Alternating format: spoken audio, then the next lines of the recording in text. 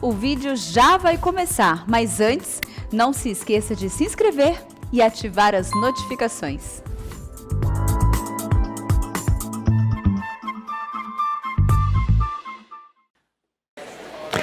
Muito bem, meus irmãos, nós vamos dar início à Escola Bíblica Dominical deste dia 20 de março de 2022 e vamos hoje tratar do Salmo 3. Nós estamos expondo agora o livro de Salmos, o pastor Arival está expondo o livro de Êxodo e alternando nestas exposições. Então hoje nós vamos considerar com vocês o Salmo 3.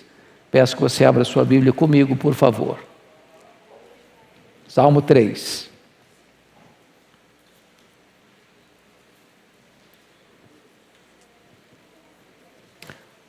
O título que foi dado a este salmo é Confiança em Deus na Adversidade. Salmo de Davi, quando fugia de Absalão, seu filho.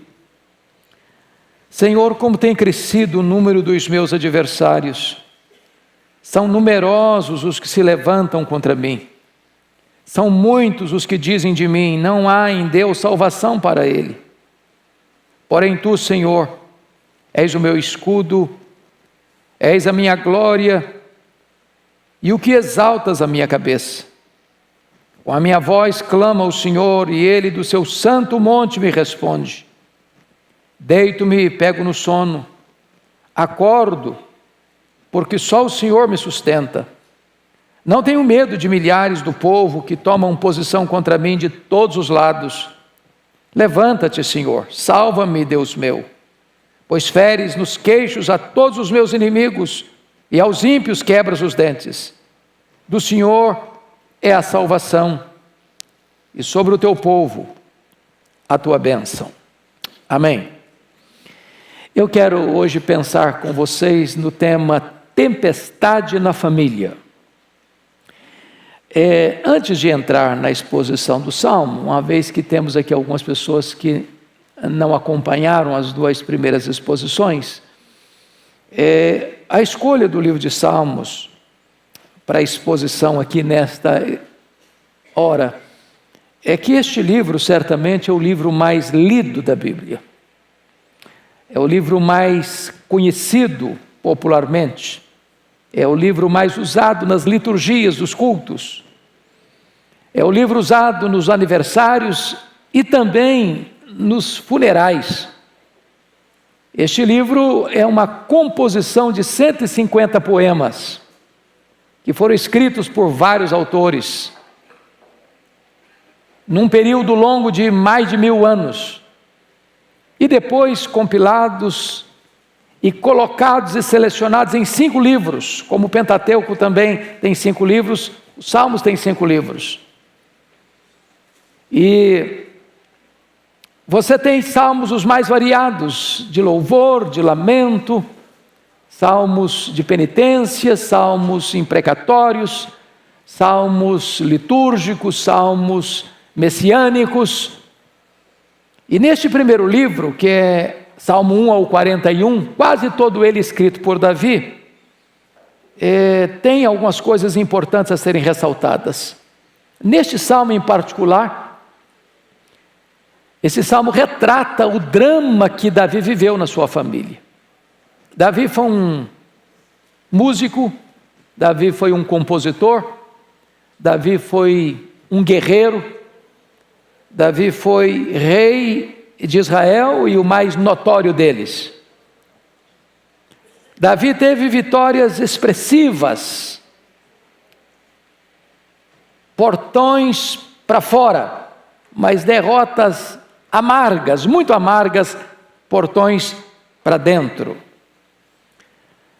Davi era um homem segundo o coração de Deus, apesar das suas fraquezas, porque em momento algum na vida de Davi houve nele espécie de soberba, vaidade, presunção. Quando estava errado e ao ser confrontado ele se quebrantava e se humilhava. Mas num dado momento da vida de Davi ele teve um fracasso moral muito sério, não planejado, não arquitetado, mas como que numa armadilha ele caiu. Seu exército estava no campo de batalha e ele no palácio. Era tarde e ele estava no seu leito. Quando ele se levanta, anda por lá, janela aberta, ele encontra uma outra janela aberta e uma mulher se banhando. Deu para perceber que ela era bela e ele mandou saber quem era.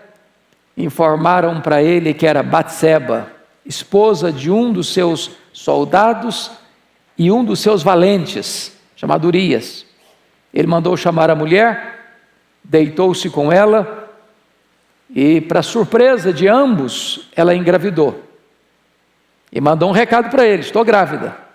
E agora ele está com a grande batata quente na mão, porque o marido não tem casa. E se a mulher aparece grávida sem o marido presente, isso poderia gerar um problema gravíssimo de apedrejamento dessa mulher.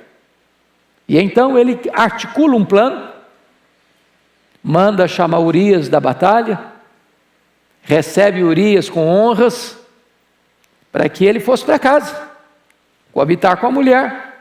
E assim não tinha nenhuma suspeita, não tinha nem exame de DNA na época, e seria tudo normal, porque o crime dele estaria completamente coberto, pensava ele.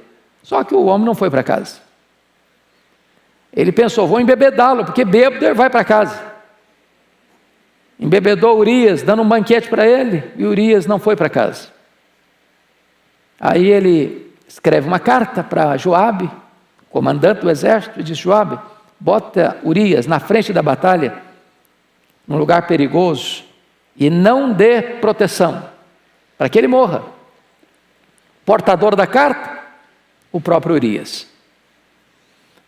Urias foi exposto a um perigo, Urias foi assassinado na guerra, e Joabe mandou uma carta: olha, aconteceram algumas baixas, algumas pessoas morreram, mas dentre eles os que morreram estava Urias.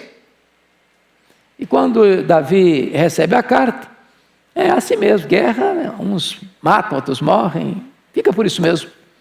Estava resolvido o problema, estava limpa a cena do crime.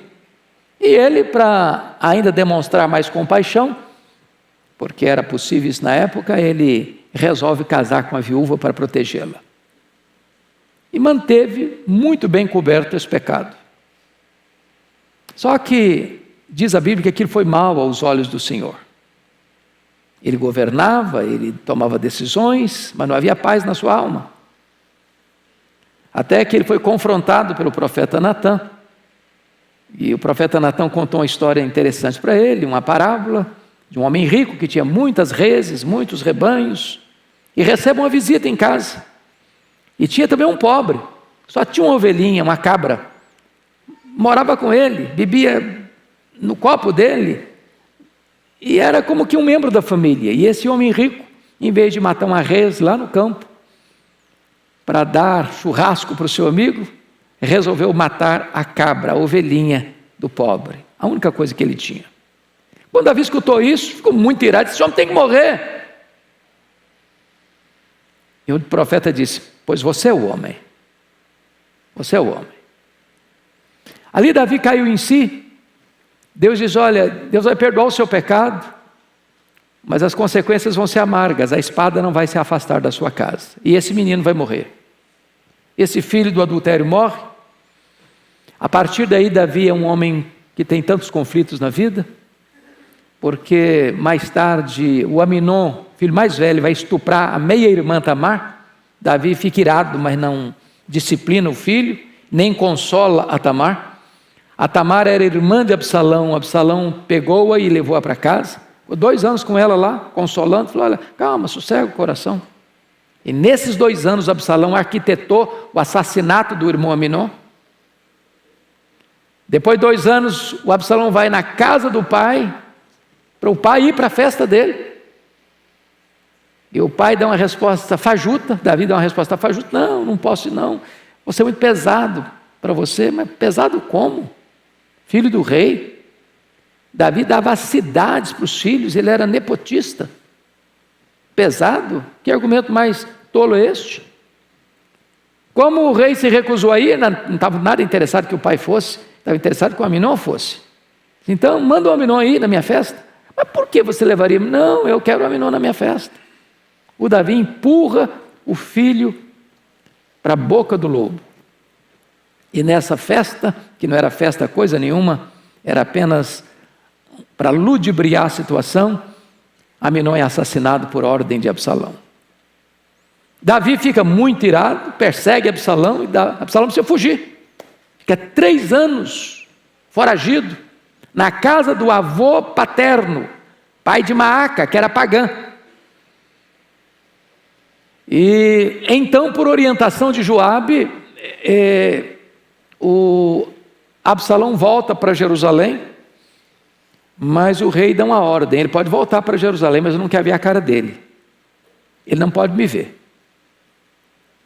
Passaram-se mais 2 anos, e Absalão manda um recado para o pai: se o senhor tem alguma coisa contra mim, o senhor me mate, mas fale comigo.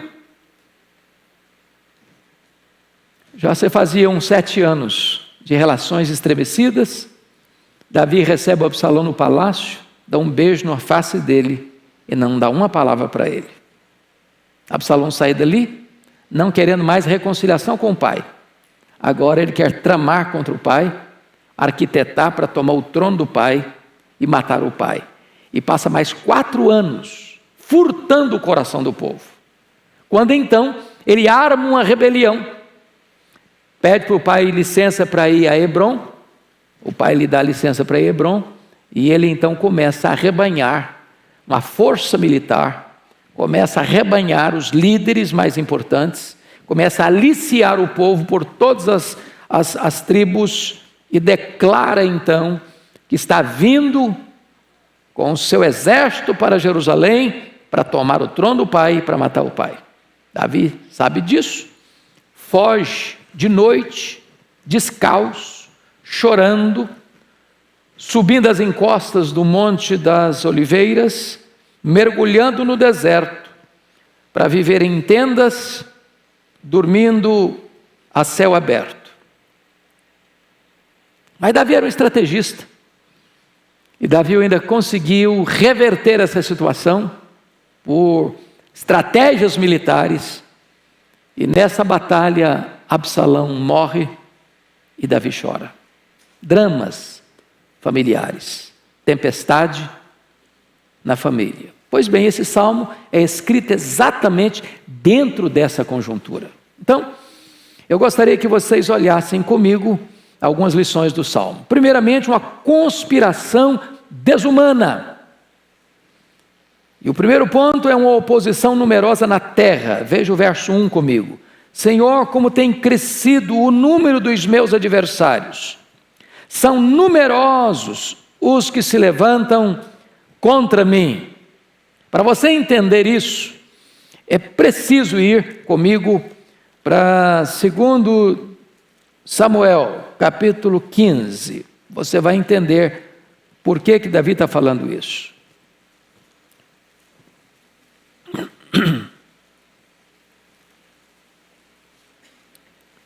Versículos 12 e 13.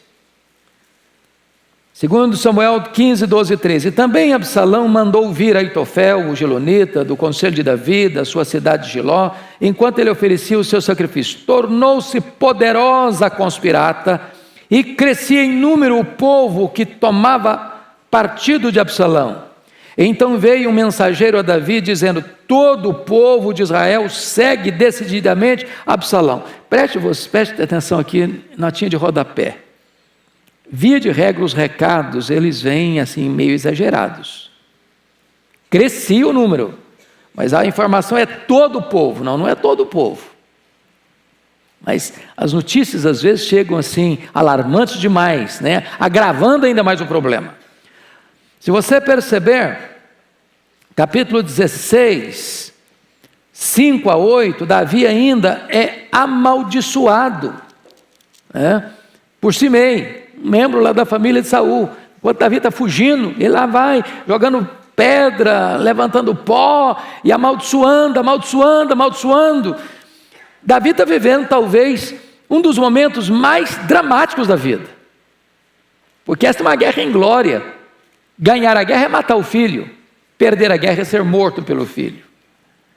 Homens aliados dele, como Aitofel, largam as fileiras de Davi para se juntar ao filho rebelde. O povo engrossando fileiras contra Davi. Davi já é um homem velho, talvez não tem mais todas as vivacidades que precisavam ter para o exercício da sua função, e alguns estão debandando para o lado de Absalão. Como dizia nosso irmão no passado, Charles Haddon Spurgeon, as dificuldades sempre vêm em pencas. Em pencas. Quando vem um problema, vem o pacote inteiro.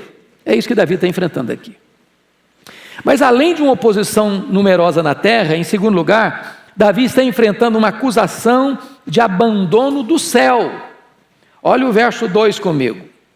São muitos os que dizem de mim, não há em Deus salvação para ele. São muitos os que dizem de mim, agora está perdido, agora acabou. Cadê a valentia dele? Cadê a estratégia militar dele? Cadê a capacidade de enfrentamento que ele teve? Escapou de muitos, dessa não escapa. Estão dizendo aí por aí, olha, Davi, dessa não escapa não, ele vai morrer. Aliás, Deus o desamparou. Aliás, nem Deus pode salvá-lo dessa. Irmãos amados, talvez o que está por trás, e alguns estudiosos entram por esse caminho, é que quando Absalão vai para a casa do seu avô materno, o pai da Maaca, era um povo pagão. E alguns estudiosos dizem que quando ele retorna inclusive não só para fazer uma rebelião política, mas para fazer uma mudança religiosa em Israel. Quer implementar um novo estilo, não só de governo, mas também de religião.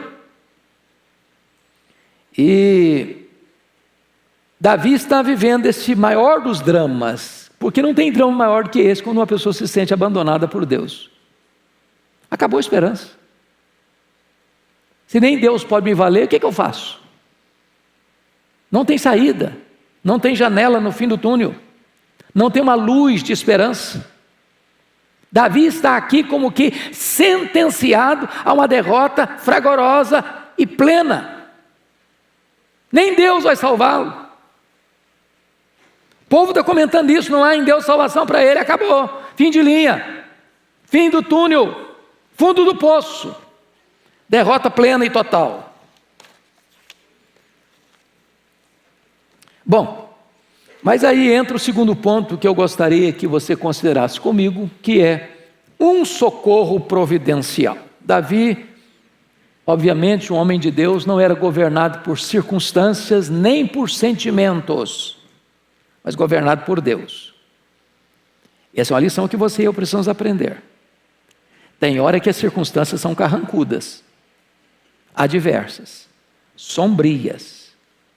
Tem hora que o nosso coração está atordoado, atormentado, aflito. Se você olha para fora, você tem medo. Se você olha para dentro, você se apavora. Mas se você olha para cima, ainda tem esperança. E foi o que Davi fez. Então a primeira coisa que ele vai dizer é que Deus é o nosso protetor. Versículo 3, parte A. Porém tu, Senhor, és o meu escudo. Meus irmãos, o poder das conjunções adversativas é maravilhoso. Davi já teve em circunstâncias assim. Me permita relatar uma só. Lá em 1 Samuel 30, verso 6, Davi estava retornando para a cidade de Ziclag, onde estavam as famílias dos homens que o acompanhavam, e quando ele chega, a cidade está queimada, a cidade está ferida, as mulheres, os filhos e as filhas levados cativos, os rebanhos foram também saqueados pelos terroristas do deserto, os amalequitas, os homens que estão do lado dele, como seus soldados, querem apedrejá-lo. Ele está muito angustiado, e chorando, e chorando, e chorando. Está escrito: porém, Davi se reanimou no Senhor seu Deus. A coisa está feia para o seu lado? A crise está grande? Está mostrando a carranca? A situação é difícil? A tempestade é convulsiva? Você olha para fora e não tem ninguém do seu lado, você olha para dentro e só tem desespero. Aí você pode colocar um porém. Porém, Davi se reanimou no Senhor seu Deus. Porém, tu, Senhor, és o meu escudo. Se você se governar por circunstâncias, você fraqueja. Se você se governar pelos seus sentimentos, você se amedronta. Mas se você colocar sua confiança em Deus, apesar das circunstâncias, apesar dos sentimentos, você pode prevalecer. Quando ele diz essa expressão, tu és o meu escudo, essa palavra é uma palavra muito bonita, porque ela vai aparecer pela primeira vez lá em Gênesis 15:1, quando Deus se aproxima, se apresenta a Abraão e diz: Abraão, eu sou o teu escudo. E escudo é uma arma de defesa. Quando naquela época as guerras mais constantes eram com flechas, com dardos, às vezes aquelas setas com fogo na ponta. Você já assistiu tanto filme assim, onde se jogava e tudo pegava fogo? Esse escudo era de couro, e quando pegava uma flecha que vinha com fogo, apagava o fogo. Então Deus é o seu escudo, Deus é o seu protetor, Deus é a sua muralha de proteção. Deus cerca você por trás, por diante, e sobre você coloca a sua mão, e estende por debaixo de você as suas mãos eternas. Ele é o seu protetor. Davi está entendendo isso. Segundo lugar, olha o que ele diz no verso 3 ainda: és a minha glória. O que Davi está querendo dizer com isso? O que era a glória de um rei? Era o trono, era a coroa, era o reino, era o poder. Davi está dizendo: eu estou fugindo de Jerusalém, descalço, chorando, com a cabeça coberta, com o povo chorando atrás de mim. Meu filho está vindo para tomar meu trono, para tomar meu reino, para assumir o governo, para tomar conta do meu palácio, para assumir o comando. Eu não tenho mais trono, eu não tenho mais coroa, eu não tenho mais reino, eu não tenho mais poder, eu sou um fugitivo na beira da morte, mas tu és a minha glória. Eu posso perder o trono, eu posso perder o palácio, eu posso perder o reino, mas nada disso muda, porque na verdade sempre Deus foi a minha glória. A grande pergunta é: o que é que dá significado à nossa vida? É a posição que ocupamos? É o dinheiro que temos? É o prestígio que possuímos? Qual o sentido da sua vida? São os bens que você acumulou até hoje? Davi está mostrando que, ainda que se perca todas essas coisas que são importantes e valorosas, Deus continua sendo a nossa glória. Deus não é a sua glória só quando você está bem. Deus é a sua glória quando você está no fundo do poço. Deus continua sendo a sua glória. Talvez a mesma expressão lá de Abacuque, quando viu a cidade de Jerusalém sendo saqueada, sendo destruída pelos caldeus, templo arrasado, cidade arruinada, muros quebrados, portas queimadas, povo passado ao fio da espada, outros levados cativos. Ele olha esse cenário e diz: ainda que não haja fruto na oliveira, ainda que não haja gado lá no curral, ainda que o produto da oliveira menta, eu ainda me alegrarei no Deus da minha salvação. Você tem Deus, Ele é a sua glória. Ele é a sua glória. Mas em terceiro lugar, olha comigo ainda que Deus é o nosso restaurador. Versículo 3, a parte C. E o que exaltas a minha cabeça. Aqui Davi está dizendo o seguinte: eu ainda não aposto no fracasso. Está todo mundo dizendo, todo mundo comentando, de boca a boca, que não tem saída para ele, não tem salvação para ele está agora derrotado, nem Deus pode livrá-lo dessa, mas ele vai dizer: o Senhor é o que exalta a minha cabeça. O Senhor pode virar a mesa, o Senhor pode alterar essa circunstância, o Senhor pode mudar esse cenário. Onde tem deserto, vai ter fonte. Onde tem crise, vai ter vitória. Onde tem conspiração, vai ter restauração. E Davi está compreendendo esta gloriosa verdade, que Deus pode trazer honra onde um dia aconteceu vergonha. Deus nos põe de pé quando caímos, irmãos. Isso é uma verdade bendita e consoladora. Mas, em quarto lugar, Davi está dizendo aqui que Deus é o nosso defensor. Olha comigo o versículo 4.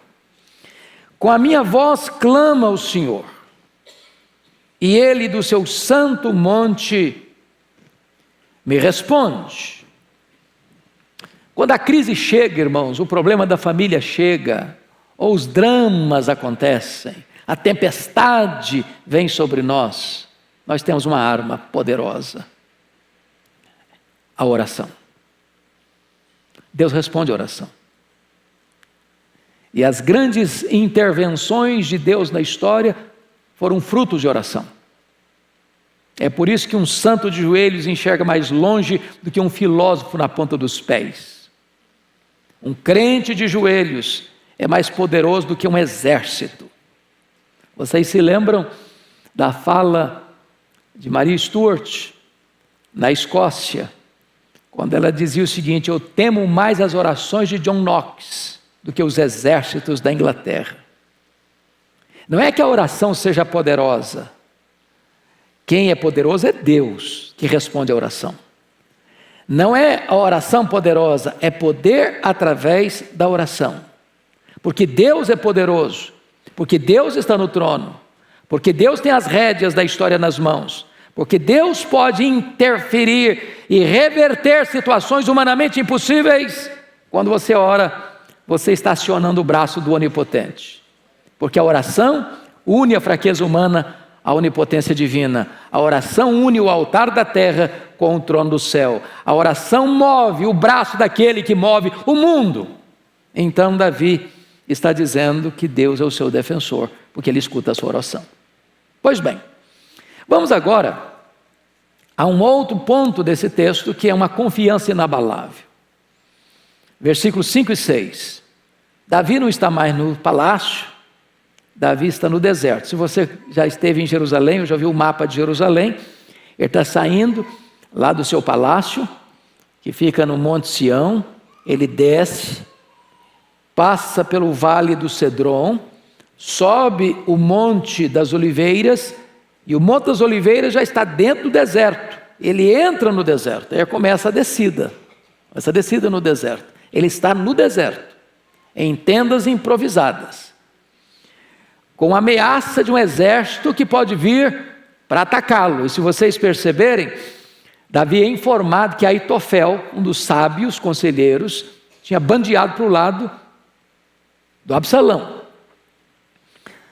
E aí Davi sabe que Uzai que Aitofel é um cara muito estratégico e muito poderoso. Aí Uzai quer acompanhar Davi. Davi diz: não, você não vai me acompanhar não, você volta lá, você diz que você vai ser leal ao Absalão como rei, como você foi leal a mim. Você precisa desarticular os conselhos de Aitofel, porque se Aitofel governar essa situação, nós estamos encrencados. Então você vai lá e desarticula os conselhos que Aitofel derem para o rei, para o meu filho Absalão. E Aitofel disse para o Absalão: olha, você vai me dar aí 30 mil homens, e eu vou atrás do Davi. Ele está cansado, está de noite, ele não vai conseguir escapar da nossa mão.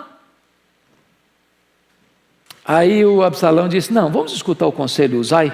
O Uzai falou: olha, Aitofel é um cara sábio, mas agora ele não deu um bom conselho não. Você quer um bom conselho? Você vai juntar gente de todas as tribos, nós vamos formar um exército poderoso, tão numeroso como a areia que cobre da praia do mar, e você vai com a gente, nós vamos cercá-lo para todo lado, não vai ter como ele escapar.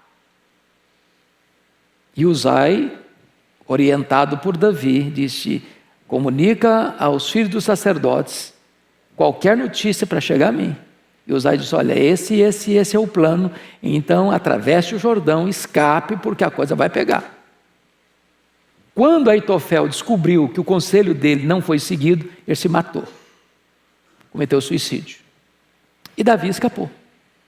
Agora pense você, o rei já velho, enfrentando uma conspiração do próprio filho, que quer matá-lo, quer tomar o trono dele, e ele dormindo numa tenda de lona, talvez surrada, no deserto, de noite, ameaçado.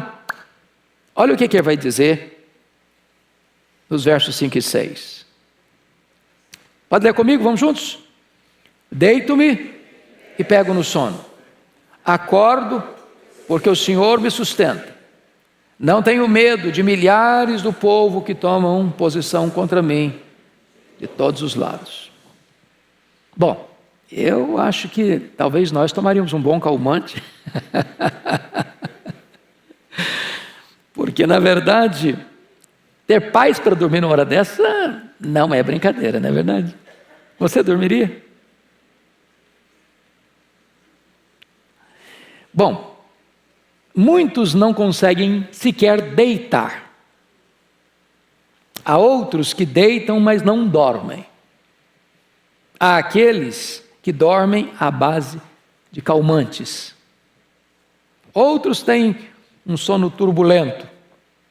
Outros dormem com vontade de nunca mais acordar.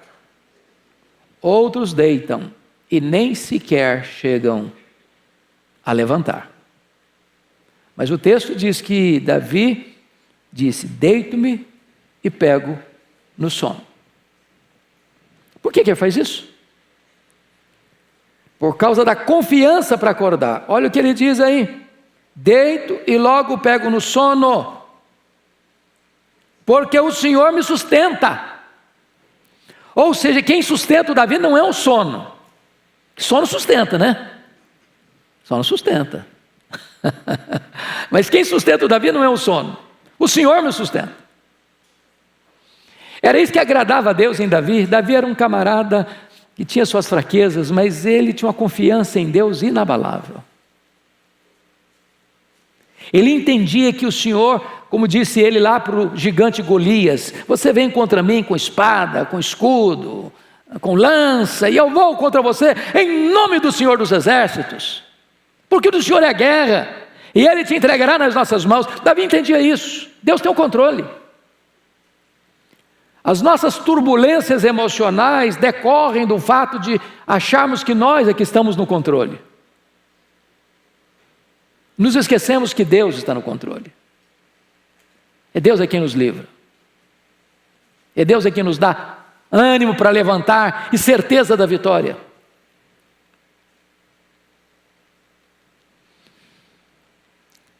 Se você perceber, capítulo 5, versículo 3, Davi tinha um hábito muito interessante. De manhã, Senhor, ouves a minha voz, de manhã te apresento a minha oração e fica esperando. Davi ele tinha o hábito de orar de manhã. Então, ele confia em Deus quando vai deitar e ele acorda para falar com Deus. A vida dele é regida por Deus.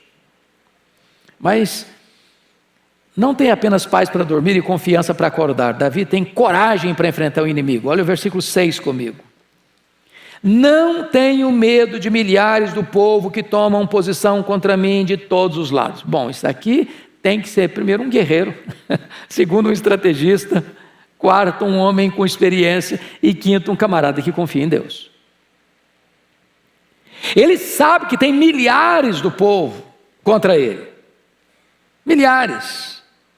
Nós já lemos o 15:13, 2 Samuel 15:13, mas eu peço a você que vá um pouquinho comigo ainda para lá, 2 Samuel, vamos dar uma olhadinha no 17:11. 17:11.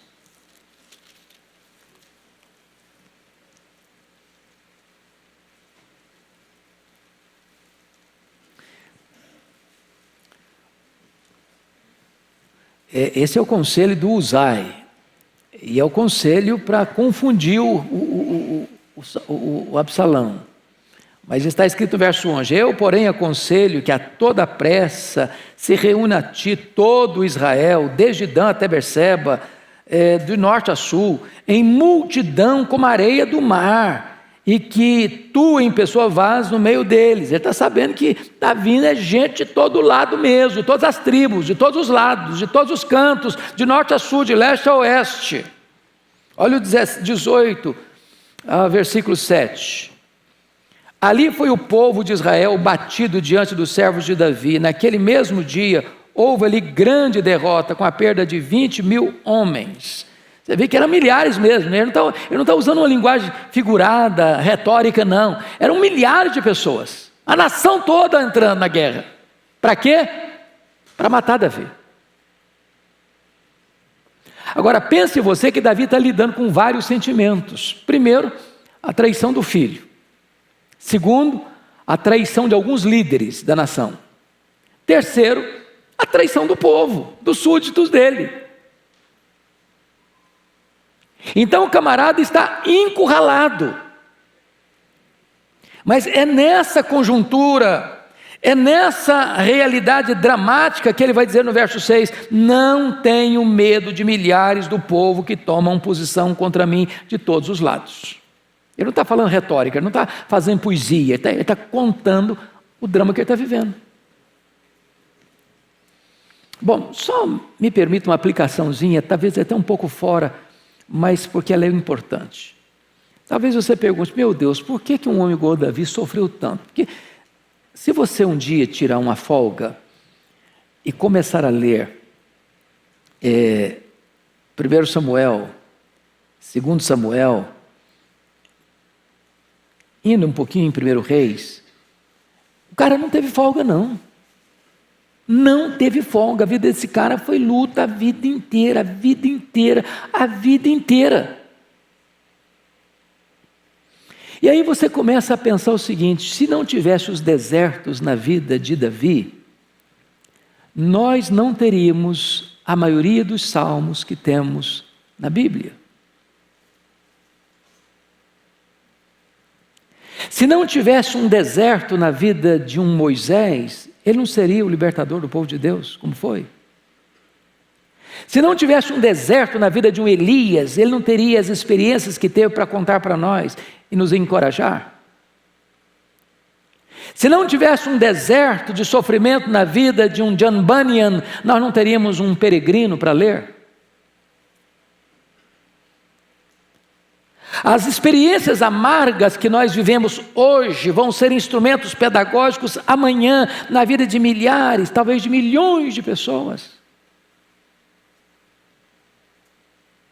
Deus nos consola na nossa tribulação para nós podermos consolar outros que estiverem passando pelas mesmas circunstâncias, com a mesma consolação com que fomos consolados por Deus.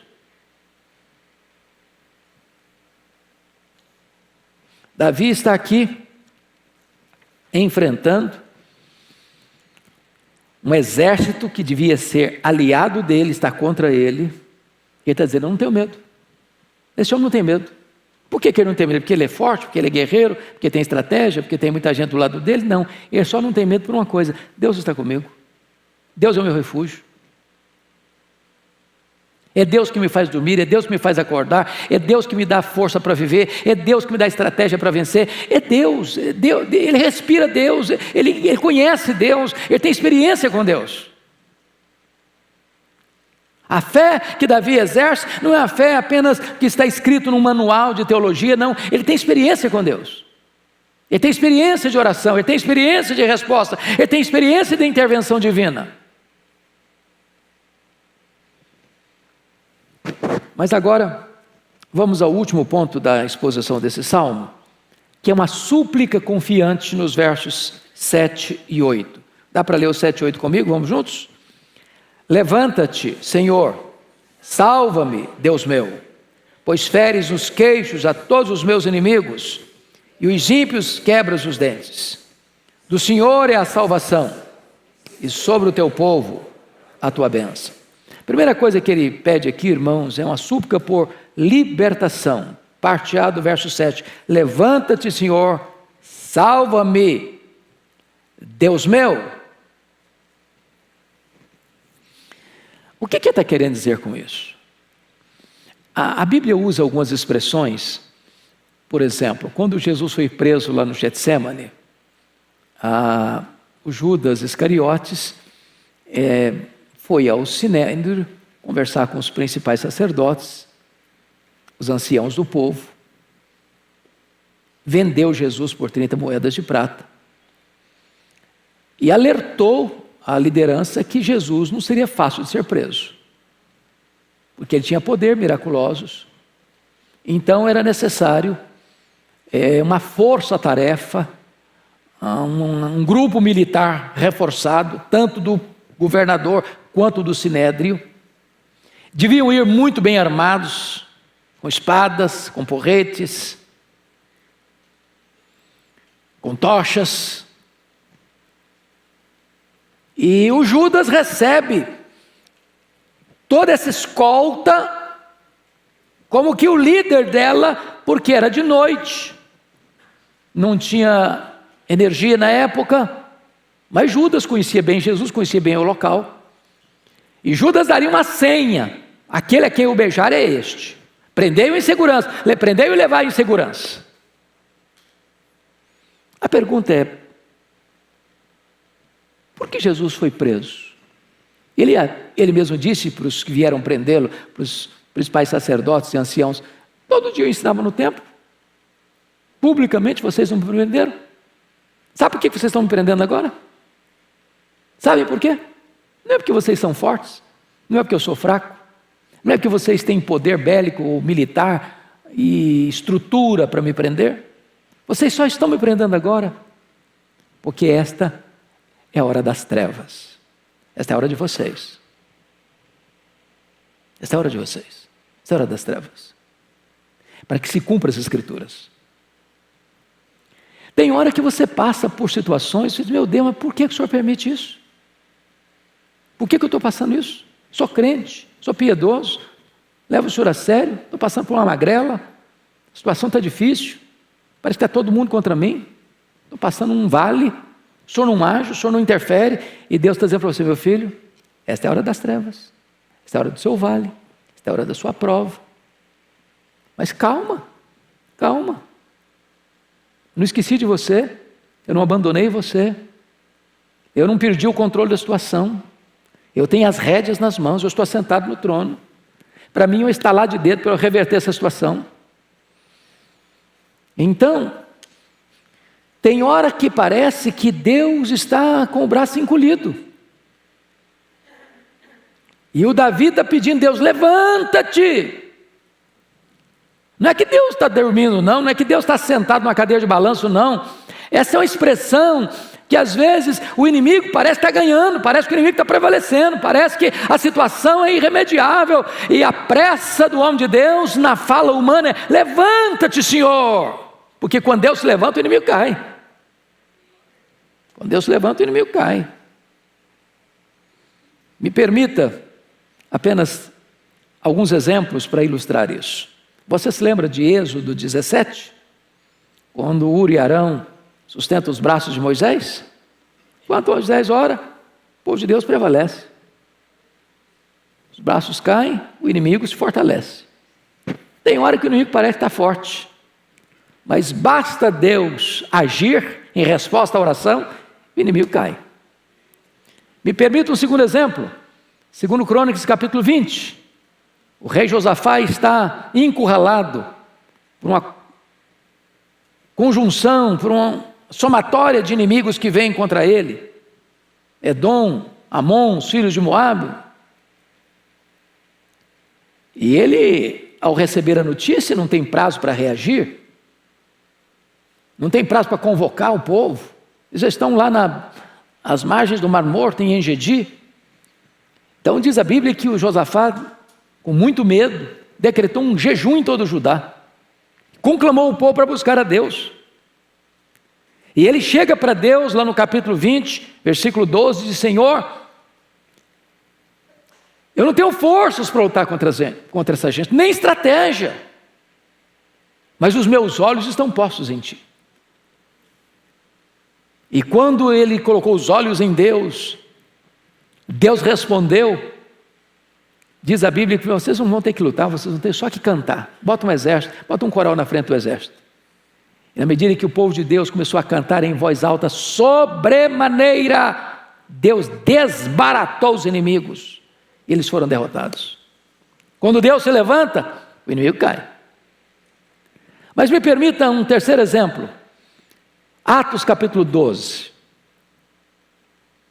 Herodes, Agripa I já tinha matado o apóstolo Tiago, irmão de João, em Jerusalém. Isso tinha agradado os judeus, e então ele prendeu Pedro na prisão de segurança máxima, porque tinha escutado que os apóstolos saíam até de prisão, trancados, os homens desapareciam de lá, e estava, não, agora vamos botar uma prisão máxima, 4 escoltas de 4 soldados, cada um 16 soldados. Um passa na primeira, não passa da segunda. Se soltar da segunda, não passa na terceira. E ele pensou, agora ele não aguenta não. Acabar a festa, o povo foi embora, a gente mata o Pedro, sem muito alarde, sem muito holofote. Diz a Bíblia, porém, que havia oração da parte da igreja em favor de Pedro. Aí, bastou um anjo lá, atravessou todas as portas fechadas, todos os cadeados, o anjo aparece lá dentro da prisão e diz, Pedro, levanta aí, bota a sandália, põe sua capa, está na hora de ir embora. Soldados todos lá, ninguém viu, ninguém notou. Quando saíram um grande portão de ferro, e diz a Bíblia que o portão se abriu automaticamente, foi o primeiro controle remoto da história. E o Pedrão apareceu, livre. E o Herodes, que achou que estava no controle, foi comido de vermes logo depois. Deus vira a mesa. Deus vira a mesa. Levanta-te, Senhor. Quando Deus se levanta, o inimigo está fragorosamente derrotado. Mas em segundo lugar, além de uma súplica por libertação, há uma súplica por salvação no verso 7, parte B. Está escrito, pois feres nos queixos a todos os meus inimigos e aos ímpios quebras os dentes. A ideia aqui é que os inimigos se levantam como uma fera selvagem, predadora, que devora, né? Vocês que gostam, como eu, de assistir de vez em quando os filmes, esse canal dos animais, você vê como um leão ataca, né? Botou a presa lá, sufocou a vítima, acabou. Só uma coisa, intervenção maior, pode tirar a vítima da sua boca. E ele está dizendo aí que esses inimigos que vêm, Deus é poderoso para ferir o queixo, quebrar a mandíbula, torná-lo fraco, como um leão desdentado. E o que acontece? Os inimigos do povo de Deus são inimigos derrotados. O que aconteceu? Absalão morreu. Porque o conselho do Uzai era para confundir mesmo. Não, você vai junto. Passando no meio do mato, houve mais de 20 mil que morreram, mas mais morreram na floresta do que os que morreram à espada. Ele está passando a cabeleira belíssima dele, que ele era o camarada mais bonito de Israel, tinha uma cabeleira incrível, ficou agarrada nos galhos, ficou suspenso. O animal dele foi embora e ele ficou suspenso. Aí vem o Joabe e atravessa o coração dele com a lança. Os soldados, os aliados de Absalão viraram água. E Deus feriu nos queixos os inimigos. E eles foram fragorosamente derrotados. Eu fico imaginando, irmãos, a cena, porque agora o Davi retorna ao trono. Por que Davi retorna ao trono? Porque essa história da redenção não podia ser comprometida. Deus prepara um sucessor para o trono. E Deus havia dado a promessa que nunca faltaria ao trono um filho de Davi. até que nasceu em Belém da Judeia Jesus, filho de Davi. E o seu reino é eterno. E o seu reino nunca será abalado. Quem tem as mãos nos destinos da história é Deus. E os planos de Deus não podem ser frustrados. Bendito seja o Senhor.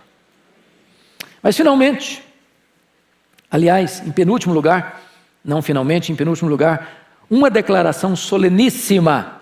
Versículo 8, parte A. Do Senhor é a salvação. Bom, é claro que o contexto talvez possa parecer muito mais salvação no sentido de livramento da morte, da conspiração, mas poderíamos pegar essa frase numa forma mais ampla, né?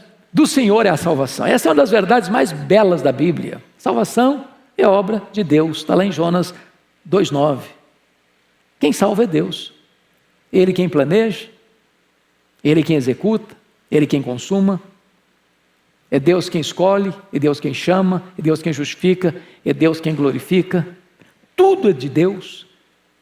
Ele quem convence de pecado, Ele quem regenera, Ele quem sela, é Ele quem batiza no corpo de Cristo, é Ele quem dá poder, dá dons, santifica.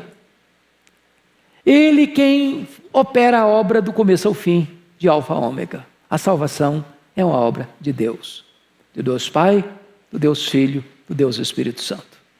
Davi, há 1000 anos antes de Cristo, portanto, há mais de 3000 anos, está nos ensinando esta verdade que nunca pode ser esquecida. A salvação é obra de Deus. Não é o homem que conquista a salvação, não é mérito, não é dinheiro, não é obra, não é realização humana.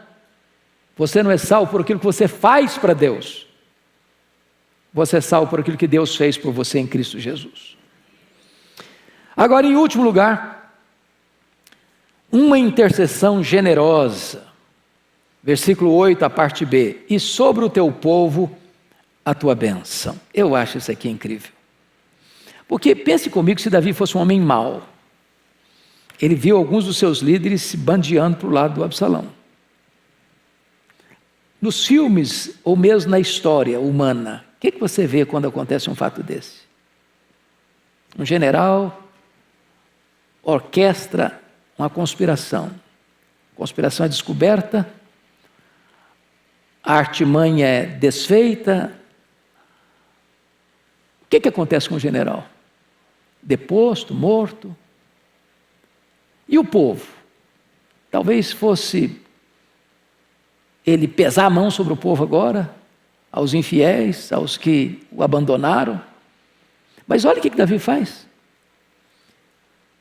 Sobre o teu povo a tua bênção. Davi vai interceder, não apenas por seus aliados, ele vai interceder pelo povo. Que povo? O povo que de Berseba a Dan, ou de Dan a Berseba. O povo que de todas as tribos se aliaram a Absalão para matá-lo. Agora ele volta ao trono, volta ao palácio e paga o mal com o bem. Ele perdoa. Ele ora. Ele pede a bênção de Deus sobre o povo. Talvez esta oração de Davi aqui é muito semelhante à oração que Jesus fez na cruz, quando os seus algozes vociferavam, blasfemavam, insurgiam-se contra ele, e ele do topo da cruz diz: Pai, perdoa-lhes, porque não sabem o que fazem. Ou talvez esta oração de Davi se assemelhe àquela de Estevão, que está sendo apedrejado, seu corpo está sendo golpeado, e ele ora e diz: Senhor Jesus, não lhes imputes este pecado. Davi está nos ensinando que um homem vitorioso é um homem que não guarda mágoa no coração. Um homem vitorioso é um homem que abençoa aqueles que um dia tentaram prejudicá-lo. Que Deus nos ajude a imitar o exemplo de Davi. Vamos ficar em pé, vamos orar.